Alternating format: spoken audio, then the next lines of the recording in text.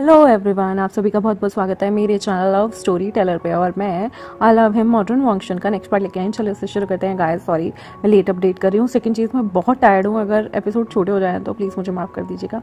I know आप समझते हैं, क्योंकि मैं सुबह से बहुत घूम घूम कर बहुत थक चुकी हूँ और अभी लिटरली मेरे को नींद आ रही है बहुत गंदी। तो मैं अभी रिकॉर्डिंग कर रही हूँ, फिर एडिटिंग, उसके बाद पब्लिश होगा। तो चलो देखते हैं कितना टाइम लगेगा। जो हमारा विभूषण वीइंग होता है ना, विभूषण का बेटा, उसे जो है लवांगजी ने डिनर पे बुलाया होता है।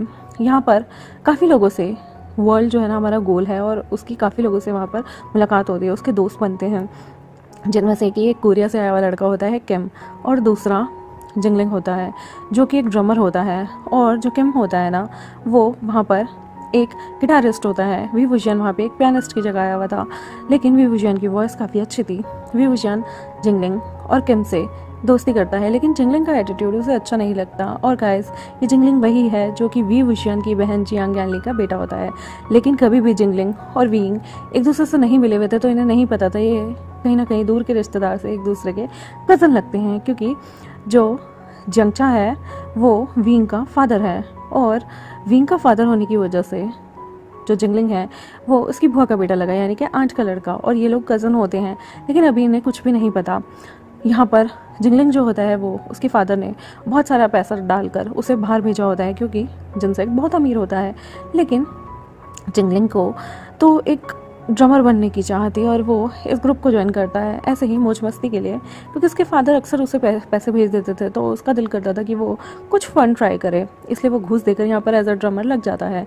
और जो हमारा वीइंग होता है ना, उससे वो बहुत ही ज़्यादा रफ एटीट्यूड रखता है और हमेशा किम को अपनी तरफ खींच लेता था।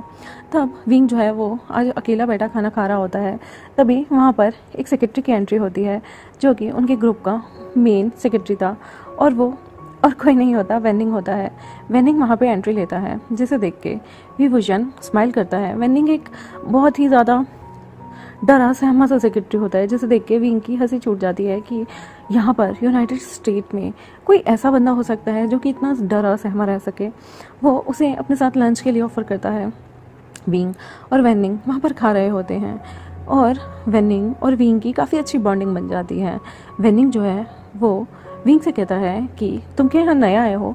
विंग कहता है हाँ ऑफ कोर्स मैं यहाँ नया आया हूँ, लेकिन तुम्हें एक सीक्रेट बात बताऊँ, मुझे वांगची मिस्टर लैन ने यहाँ पर खाने के लिए, आज डिनर के लिए अप्रोच किया है। मैं आज शायद उनके घर डिनर पे जाऊँ। तो वेनिंग कहता है ओह वाओ, मतलब पहली बार मिस्टर लैन ने किसी को डिनर के लिए अप्रोच किया है, वरना वो कभी किसी से इतनी ज़्यादा बात नहीं करते, बहुत ही क्वाइट नेचर है उनका। लेकिन उनके ब्रदर का नेचर काफ़ी अच्छा है। तभी वीइंग कहता है ओह लिटरली, उनके ब्रदर क्या करते हैं। तब वो बोलता है उनके ब्रदर मैरिड हैं, और उनके ब्रदर का एक बेटा भी है जिसका नाम लैन जिंगी है। इनका नेफ्यू वो भी काफ़ी शैतान है, वो भी अक्सर यहाँ आता है। जिंगलिंग और जो उनका नेफ्यू है लैन जिंगी, उसकी बिल्कुल नहीं बनती। उन दोनों के बीच इतनी ज़्यादा लड़ाई होती है, मैं तुम्हें क्या बताऊँ। वो अक्सर एक दूसरे से लड़ते रहते हैं।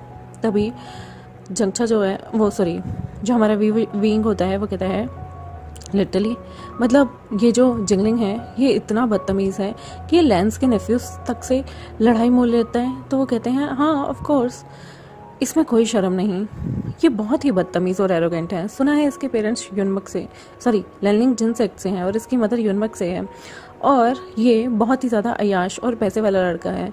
जैसे यूनमक का नाम विंग सुनता है और कहता है यूनमक से, तो वेनिंग कहता है हाँ मैं चिशान से हूँ। क्या हुआ, तुम यूनमक का नाम सुन के चौंक क्यों गए। तो विभूषण वीइंग कहता है मेरे पेरेंट यानी कि मेरे फादर जो विभूषण थे वो भी यूनमक से थे, इसलिए मुझे ऐसा लगता है कि क्या पता उनका कोई रिश्तेदार वहाँ रहता हो, क्या पता वो इसके पेरेंट्स को जानते हों। लेकिन मैं डैम श्योर हूँ मेरे फादर जिंगलिंग को तो नहीं जानते होंगे, और मेरे पैदा होने के बाद से वो चिंगे में ही रहे हैं, और वो वहीं काम किया करते थे। वो काफ़ी अच्छे किस्म के इंसान थे, उन्हें दूसरों की हेल्प करना बहुत पसंद था। तभी वेनिंग कहते हैं तो अब तुम्हारे जो फादर हैं ओमेगा फादर वो कैसे हैं। तो वो बताता है कि मेरे ओमेगा फादर अब इस दुनिया में नहीं हैं, और जो मेरे अल्फ़ा फादर थे उनके बारे में मुझे कुछ नहीं पता। मेरे फादर ने कभी नहीं बताया कि वो कौन थे, क्या थे, कैसे थे, और ना ही वो यूनमक कभी वापस गए जो उनका मतलब जहाँ पर वो रहा करते थे, क्योंकि वो कहते थे कि अब जो भी हैं चिंगे का नी सेक्ट हमारा है, तो ये बात सुनकर वेनिंग कहता है, हो ऑफ कोर्स, मैं भी जो हूँ जिशान से हूँ, लेकिन मेरा वहाँ जाने का दिल नहीं करता। मेरे कज़न्स बहुत रूड हैं और मुझे वहाँ जाकर कभी भी अच्छा नहीं लगता। वो कभी मुझे प्रेज़ नहीं करते, इसलिए मैं यहाँ रहता हूँ। विंग कहता है, मुझे यहाँ रहने के लिए एक अपार्टमेंट चाहिए। मुझे नहीं पता मैं यहाँ कैसे मैनेज कर पाऊँगा। तो वेनिंग कहता है, तुम मेरे साथ रह सकते हो। एक्चुअली मेरे अपार्टमेंट में 2 रूम हैं, एक रूम में तुम रह लो, एक रूम में मैं रह लूँगा, और हम रेंट भी शेयर कर लेंगे। और तुम्हें एक राज की बात बताऊँ, मेरे अपार्टमेंट का रेंट इतना ज़्यादा नहीं है। विंग कहता है, ओह दैट्स कूल। वैसे भी मुझे अपने जो भी पैसे हैं वो अपने अंकल से लेने होते हैं। अच्छा है, मैं यहाँ कमाऊँगा और अपना रेंट खुद पे कर दूँगा। मुझे अब अंकल नी के ज़्यादा पैसों की ज़रूरत नहीं होगी। मुझे खुशी है। तभी जो वेनिंग होता है वो कहता है कि ऑब्वियसली तुम जो है अब अपने बलबूते पे रह सकते हो। चलो, तुम जिस भी होटल में रहते हो, जब भी तुम फ्री हो तुम मेरे घर आ सकते हो। मेरा वो रूम बिल्कुल वेकेंट है, और बस कभी कभी तुम्हें मेरे साथ खाना बनाने में हेल्प करनी होगी। बीइंग कहता है, तुम्हें पता है एक टाइम पे मेरे फादर बहुत क्लमजी हुआ करते थे, लेकिन जब से मैं पैदा हुआ मेरे फादर बहुत रिस्पॉन्सिबल हो गए। वो हर चीज़ का बहुत अच्छे से ख्याल रखते थे। जिस चीज़ का वो रखना भी नहीं जानते थे, जो काम वो करना भी नहीं जानते थे, वो काम तक वो बहुत अच्छे से करने लग गए थे, बिकॉज वो चाहते थे मैं भी इस दुनिया में बहुत अच्छा और रिस्पॉन्सिबल पर्सन बनूँ। विंग की वजह सुनकर वेनिंग को अपने घर की याद आती है और अपनी सिस्टर की, वेंचिंग की। वो कहता है, मैं भी कभी कभी अपनी सिस्टर को मिस करता हूँ। विंग कहता है, क्या वो भी इस दुनिया में नहीं है? वेनिंग कहता है, नहीं नहीं, वो इस दुनिया में बिल्कुल है, लेकिन हम वर्क पर्पज़ से काफ़ी कम मिल पाते हैं, इसलिए मैं उन्हें मिस करता हूँ। तो विंग कहता है, वेनिंग विंग की ही एज का होता है, तो विंग कहता है, कोई बात नहीं, इट्स ओके, तुम्हारी सिस्टर का जब भी मन करे वो तुम्हें विजिट तो कर सकती हैं। मैं अपने पापा को तो विजिट भी नहीं कर सकता, और ना ही मेरे पापा मुझे विजिट कर सकते हैं, क्योंकि वो अभी सूरज और चांद बन चुके हैं, जिन्हें हम डे और नाइट में देख तो सकते हैं, पर उन्हें हग नहीं कर सकते। वेनिंग कहता है, तुम कितनी मीठी बातें करते हो, और डोंट वरी, मेरे पेरेंट्स भी सूरज और चांद बन चुके हैं, हम भी उन्हें देख सकते हैं, वो हमें देख सकते हैं। बस अब वो फ्रेंडली हग नहीं हो सकता, वो मदरली टच नहीं हो सकता, पर क्या करें, किस्मत है, किस्मत अक्सर ऐसी ही होती है। विंग वेनिंग काफ़ी बातें करते हैं। विंग जो है वो वापस अपने जगह जाता है, और होटल जाने के बाद वो चेंज वेंज करता है, शाम को थोड़ी देर सोता है, उसके बाद उठता है, फिर वो फ्रेश होता है, नहाता है, धोता है, और डिनर के लिए रेडी हो जाता है। जो कार्ड उसे लंजा ने दिया होता है वो लेके वो लैन हाउस के लिए निकल जाता है। लैन हाउस पहुँचने में ही जो लैन हाउस के गार्ड होते हैं वो अंदर फ़ोन करके पूछते हैं, लवांगजी ने आज सबको बता दिया था कि यहाँ पर कोई खाने के लिए उसकी टीम से आ रहा है। यह सुनने के बाद लैन शिचन, उसका नेफ्यू वांगजी का, लैन जिंगी, लैन चरन तक बहुत एक्साइटेड होते हैं, क्योंकि आज से पहले लवांगजी कभी भी किसी को ऑफिशियल या अनऑफिशियल खाने पे नहीं लेके आया। बहुत रेयर कभी कोई ग्रुप पार्टी हो या कभी कोई बंदा काम के लिए आ भी जाए तो बस काम, उससे ऊपर कुछ भी नहीं। वांगजी ने कभी किसी को ब्लाइंड डेट भी की हो तो वो एक दिन से ऊपर टिकी नहीं। 24 आवर्स कहना तो बहुत बड़ी मुश्किल की बात है, और चंद ही घंटों में वांगजी उस आदमी को रिजेक्ट कर देता था। लेकिन आज वांगजी किसी को अपने घर डिनर पर बुला रहा है। उसकी पूरी फैमिली तो इतनी एक्साइटेड थी जैसे मानो उनके घर में कोई प्राइम मिनिस्टर या प्रेसिडेंट आने वाला हो। लेकिन वांगजी जो था वो बहुत नर्वस भी था, लेकिन वो अपने चेहरे पे कुछ भी शो नहीं होने दे रहा था। वो बार बार घड़ी की तरफ टाइम देख रहा था कि वो लड़का अभी तक आया क्यों नहीं। लेकिन जैसे ही अनाउंसमेंट होती है कि कोई वांगजी के घर आया है, वांगजी की हार्ट बीट एकदम बढ़ जाती है कि पहली बार एक लड़का, एक ऐसा लड़का उससे मिलने आया है जिसे देख के उसे किसी की याद आती है, और वो उसकी रिजेंबल भी करता है शक्ल को। वो आइंग का वेट कर रहा था। आइंग वहाँ पर आता है, यानी कि विंग हमारा वहाँ पर आता है और कहता है हेलो एवरीवन। वो सबको ग्रीट करता है, सबको उसका नेचर काफ़ी अच्छा लगता है। लैन शिचन अपनी वाइफ से गॉसिप करके कहते हैं कि मुझे तो इसका नेचर काफ़ी अच्छा लग रहा है और उनकी वाइफ और कोई नहीं बल्कि वेंचिंग होती है। जी हाँ, वेनिंग की बहन वेंचिंग उनकी वाइफ होती है, जो कि कह रही होती है कि बिल्कुल तुम्हें पता है मैं कितने टाइम से अपने ब्रदर से नहीं मिली, मुझे ऐसा लगता है कि मेरे ब्रदर के लिए ये परफेक्ट पार्टनर हो सकता है। तभी वांगजी उसे घूर के देखता है वेंचिंग को। वेंचिंग जो है अक्सर काम के सिलसिले में बाहर आ करती थी, क्योंकि लैंड कंपनी बहुत बड़ी थी, और वेंचिंग जो थी वो अपने काम में भी बहुत मशरूफ़ होती थी कि वो एक शहर में भी रहकर अपने ब्रदर से नहीं मिल पाती थी बहुत बार। और उसका जो बेटा है वेंचिंग का, वो और कोई नहीं लैन जिंगे ही था। लैन जिंगे भी वहाँ खड़ा होता है और वहाँ पर देख रहा होता है वो वी वुशियन को और कहता है आप अंकल से मिलने आए हैं, आप तो मेरी उम्र के लगते हैं। लैन जिंगी जो होता है वो एक अल्फ़ा होता है, वो एकदम से हेलो करता है वी वुशियन को, वी वुशियन भी उसे हेलो करता है। दोनों की एज में यही कोई 2-3 साल का डिफरेंस होगा, लेकिन जब लैन जिंगी वींग को हेलो करता है तब ये देखकर वांगची को अच्छा नहीं लगता कि उसके अयिंग को कोई और हेलो कैसे कर सकता है। तभी वो अपनी हार्ड वॉइस में कहता है जिंगी तुम्हें यहाँ से जाना चाहिए, वो यहाँ पर एक ऑफिशियल डिनर पे आया है, तुम्हें उसके साथ ऐसे बिहेव, इतना ज़्यादा फ्रेंडली बिहेव नहीं करना चाहिए। जिंगी कहता है अंकल बट मैं तो उनसे सिर्फ अच्छे रिलेशन बना रहा था, मैंने सुना है वो आपके बैंड में भी हैं, क्या आप पियानिस्ट है ना? तो विंग कहता है हाँ मैं एक पियानिस्ट हूँ और मैं अपने फादर की तरह थोड़ा बहुत गा भी लेता हूँ। तभी जिंगी कहता है कि आप हमें कुछ गा कर सुना सकते हैं।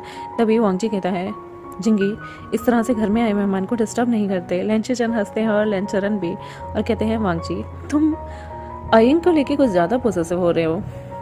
तभी आयिंग खुद को इंट्रोड्यूस करते हुए कहता है कि आप सबको मेरा नाम बता दिया गया, वैसे मैं आपको इंट्रोडक्शन दे देता हूँ, मेरा नाम आयिंग है, मैं यहाँ पर नया पियानिस्ट हूँ इनके बैंड में और मैं अजी का हमेशा से फ़ैन रहा हूँ और मुझे अजी के गाने सुनने बहुत पसंद है। सारे ये सुनकर कि वो प्यार से वांगची को अजी बुला रहा है, सारे हंसने लगते हैं, उन सबके चेहरे पे खिलखिलाहट होती है और वांगची जिसका चेहरा टमाटर की तरह लाल हो जाता है वो कहता है वो खांसी करते हुए कहता है अयिंग तो मुझे लैन वांगची कह सकते हो या मिस्टर लैन। तो वो कहता है आपको पसंद नहीं मैं आपको अजी बुलाऊँ? तो वांगची जो है वो अपने ब्रदर और अंकल की तरफ पहले देखता है और फिर कहता है नो प्रॉब्लम बट तुम अभी मेरी फैमिली के अंदर हो। तो विंग जो है वो कहता है कोई बात नहीं, मुझे बहुत पसंद है फैमिली से इंटरेक्शन करना, एक्चुअली मेरी फैमिली नहीं है तो मुझे जब मैं अपने अंकल की फैमिली में जाता हूँ तो मुझे बहुत अच्छा लगता है और मुझे ऐसा लगता है कि फैमिली के बीच हमें फॉर्मल होने की ज़रूरत नहीं होती। उसकी बात सुनकर लेंचरन कहते हैं बिल्कुल, तुमने बिल्कुल ठीक कहा, तुम वांगची को अजी बुला सकते हो। वैसे तुम्हें एक बात बता दूँ, वांगची का बर्थ नेम लंजा है और तुम उसे लंजा भी बुला सकते हो अगर वांगची चाहे तो। विंग कहता है नहीं वो मुझसे बहुत बड़े हैं, मैं उन्हें ऐसे कैसे बुला सकता हूँ, पर मैं उन्हें अजी कह के बुला सकता हूँ, मैं बचपन से उन्हें अजी ही कहता आया हूँ। आपको पता है जब मैंने उनकी पहला गाना सुना मैं 12 साल का था और मैंने अपने कमरे में अजी के इतने सारे पोस्टर लगा रखे हैं, एक पूरी दीवार भर रखी है। तभी लेंचरन हंसते हैं और वेंचिंग भी उन्हें हाथ मारती है और कहती है तुम्हारे ब्रदर का लगता है कोई सीन चलने वाला है। तभी विंग जो है वो अपने कोट में हाथ डालते हैं और वहाँ पर एक रेड रोज़ निकाल के लेके आते हैं और एक चॉकलेट भी और कहते हैं ये मैं आपके लिए लेके आऊँ अजी। मैंने सुना है जब हम अपने आइडल से मिले, मतलब मुझे आज एक फॉर्मल मीटिंग की पता नहीं था, लेकिन मैंने सुना है कि जब हम उन्हें एक डिनर पे या एक लंच पे मिले तो रेड रोज़ और चॉकलेट देने चाहिए, स्पेशली जब आप उस इंसान से बहुत ही ज़्यादा इन्फेचुएट फील करते हो और आपको वो इंसान बहुत ही ज़्यादा प्यारा लगता हो। रेड रोज़ वांगजी को पहली बार किसी ने उसकी फैमिली के सामने दिए थे, उसके नाम पे रेड रोजेस तो बहुत आते थे लेकिन उसकी फैमिली के सामने देने वाला कोई पहला बंदा था जिसमें इतनी कर्टेसी थी कि उसकी फैमिली के सामने उसे दे रहा हो और विदाउट इवन प्रपोजिंग हिम। तो वो तो बहुत ज़्यादा शॉकिंग था कि यार ये क्या हो गया, ये तो प्लान में नहीं था, यहाँ तो सिर्फ डिनर था और ये अयिंग उसके लिए रेड रोज़ ले आया, वो भी रेड रोज़, यानी कि हम किसी को प्रपोज करते हैं तब देते हैं। तो वांगची के तो जैसे सांसें फूल ही गई थी। तभी जिंगलिंग कहता है अंकल के लिए रेड रोज़, वाओ, लोगों ने घर पे तो बहुत भिजवाए हैं लेकिन अंकल के सामने देने की किसी की हिम्मत नहीं होती। तुम बहुत कूल हो आयिंग, मुझे लगता है मुझे तुमसे ट्यूशन्स लेने चाहिए अंकल को टीज़ करने के। तभी विंग कहता है क्या मतलब टीज़ करने के, मैं इनका बहुत बड़ा फ़ैन हूँ और मैं हमेशा से इन्हें रोज़ देना चाहता था, चॉकलेट्स भी। इवन मैं पता है बचपन में क्या कहा करता था, सारे उसकी बातों को ध्यान से सुनते हैं। वो कहता है मैं बचपन में कहता था कि मैं अजी से शादी करूँगा और अजी से सिर्फ एंग ही शादी कर सकता है।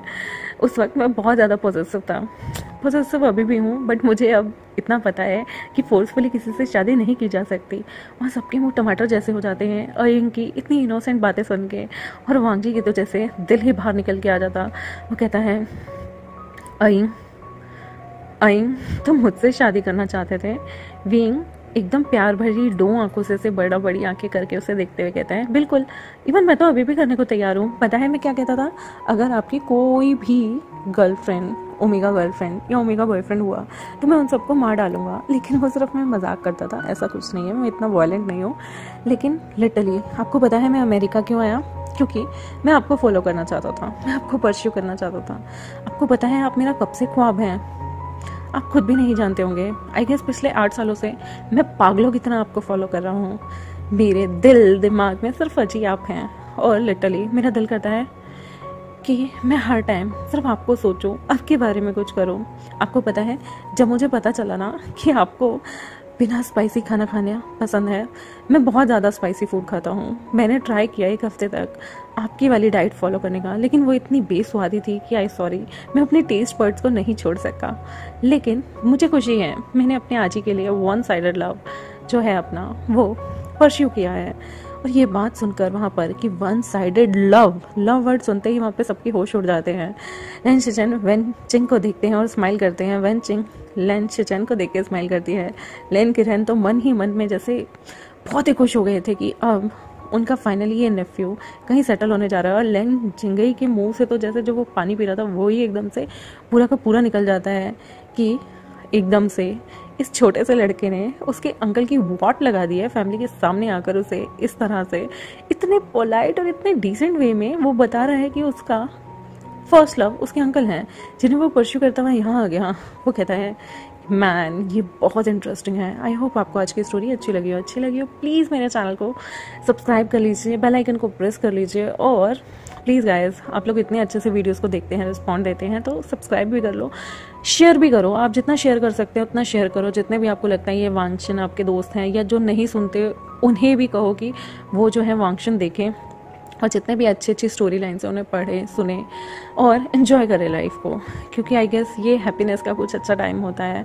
और मैं आपसे मिलती हूँ अगले एपिसोड में, तब तक के लिए बाय बाय।